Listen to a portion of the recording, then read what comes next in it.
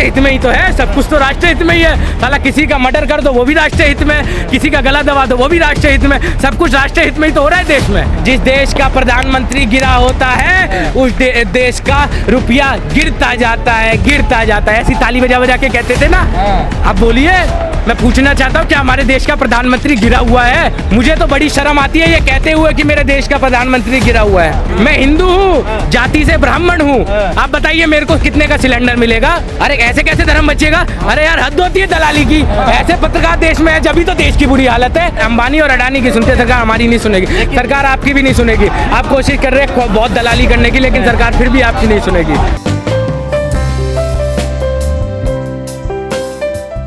राहुल गांधी जी को बचाने के लिए आप सड़कों पे लेट रहे थे। हाँ, अग्निपथ के लिए राहुल नहीं, हम बेरोजगारी के लिए लेटे, लेकिन आपने नहीं दिखाया। हम देश में भूखमरी, हम कोरोना सुनो, आपके हम कोरोना के लिए लेटे थे जब भी पुलिस ने हमें डिटेन कर दिया। अरे आपने नहीं दिखाया ना, क्योंकि आप दलाली करने में व्यस्त थे, आपने नहीं दिखाया।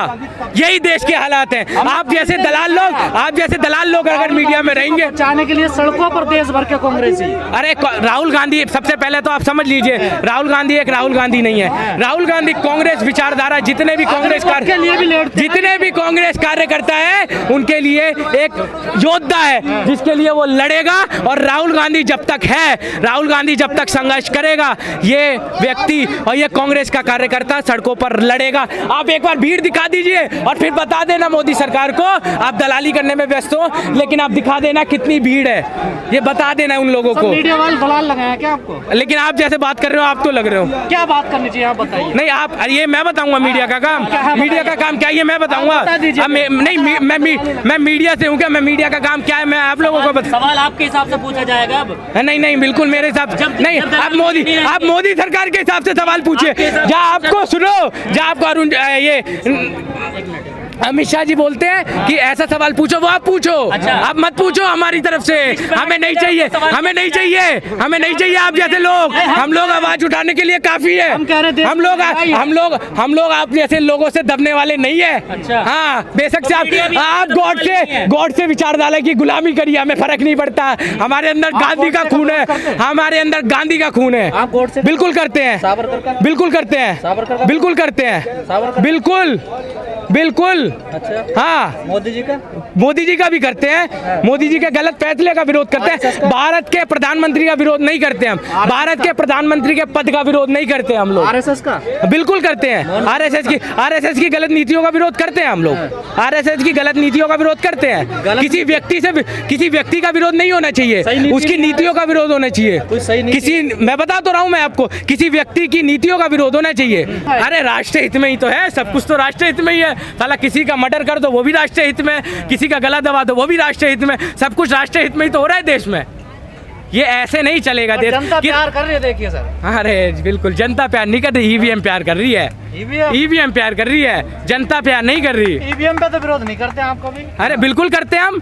अरे आपने मैं बोल तो रहा हूँ, आप दलाली कम करना, दलाली दिखाना कम कर दीजिए, आपको सब कुछ दिखने लगेगा।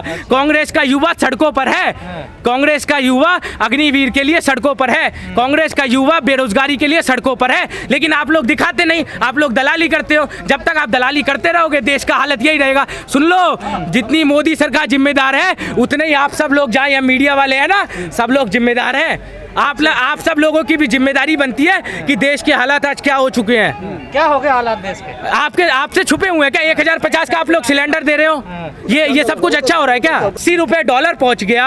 और प्रधानमंत्री जी क्या कहते थे? जिस देश का प्रधानमंत्री गिरा होता है उस देश का रुपया गिरता जाता है, गिरता जाता है। ऐसी ताली बजा बजा के कहते थे ना। अब बोलिए, मैं पूछना चाहता हूँ क्या हमारे देश का प्रधानमंत्री गिरा हुआ है? मुझे तो बड़ी शर्म आती है ये कहते हुए कि मेरे देश का प्रधानमंत्री गिरा हुआ है। तो अग्निवीर के लिए भी आप विरोध कर रहे हैं? अरे हम अग्निवीर के लिए हमें थाने में उठा के ले जाते हैं, हमें विरोध नहीं करने दिया जाता, जबकि हम परमिशन भी लेते हैं, उसके बावजूद भी विरोध नहीं करने दिया जाता। ऐसा क्यों? सरकार क्यों डरती है? श्रीलंका जैसी हालत होने वाली है भारत। देखिए श्रीलंका भी धार्मिक एक माहौल में फंसा था, जिसके बाद आज श्रीलंका के क्या हालत है मुझे आपको ये बताने की जरूरत नहीं, अगर आप लोग ये समझते हैं तो। आज देश की उसी रास्ते पर चल रहा है भारत। बिल्कुल बिल्कुल। आज हिंदू को मुसलमान से लड़ाया जा रहा है, आज मुस्लिम को सिख से लड़ाया जा रहा है, आज सिख को ईसाई से लड़ाया जा रहा है। आज भाई राष्ट्र बना रहे हैं, वो कहाँ लड़ा रहे हैं किसी को? एक हिंदू राष्ट्र के लिए जो हिंदू जाएगा सिलेंडर 350 का मिलेगा क्या? मैं हिंदू हूँ, सुनो, तमाम मेरी बात सुनो, मैं हिंदू हूँ, जाति से ब्राह्मण हूँ।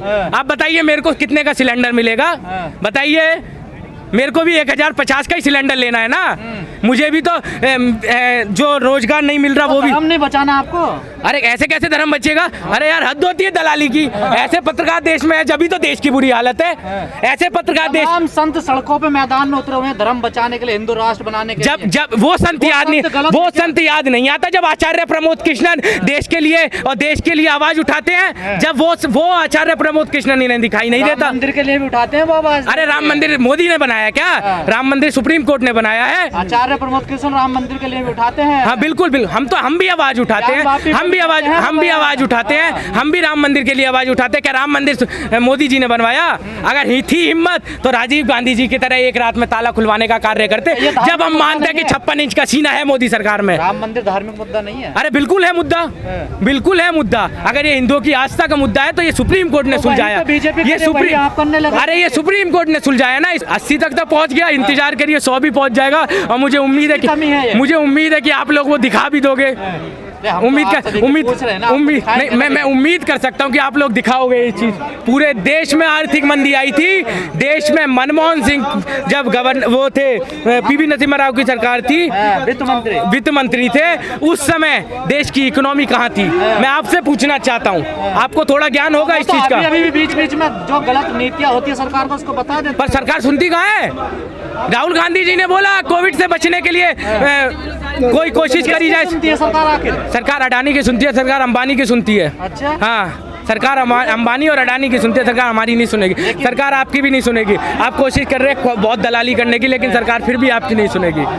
कह रहे हैं अग्निपथ योजना आई है ना, एक सुनहरा मौका आप जैसे युवाओं के लिए। जी बिल्कुल बिल्कुल, बहुत सुनहरा मौका है कि हमें 4 साल में आप बेरोजगार बना दोगे। हम मेहनत करें। अगर आप बात करते हो ना कि देश की पेंशन जा रही है, देश का ये कुछ जा रहा है, अरे 1.5 लाख रुपए का मोदी जी मेकअप भूत लेते हैं मुंह पे, तब याद नहीं आता। चाहे हमें फांसी पे लगा दो, चाहे हमारे घर ईडी भेज दो, चाहे हमारी गिरफ्तारी करा दो, चाहे थाने वाले हमारे घर के आगे भिजवा दो, हम उनके लिए पकौड़े भी पूछ लेंगे। हाँ बिल्कुल, 2024 में हम पूर्ण बहुमत से सत्ता में आने वाले, ये बात आप लिख लीजिए।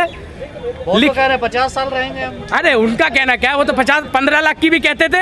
वो तो कहते थे बहुत हुई महंगाई की मार। अब की बार मोदी सरकार कितने का सिलेंडर मिल रहा है? अच्छा, आपके घर पे भी तो सिलेंडर आता होगा या आप चूल्हे की रोटी खाते हैं? 1050 का ना। कांग्रेस सरकार में कितने का आता था? 350। तो फिर कहाँ गई? राष्ट्र हित में है। मैं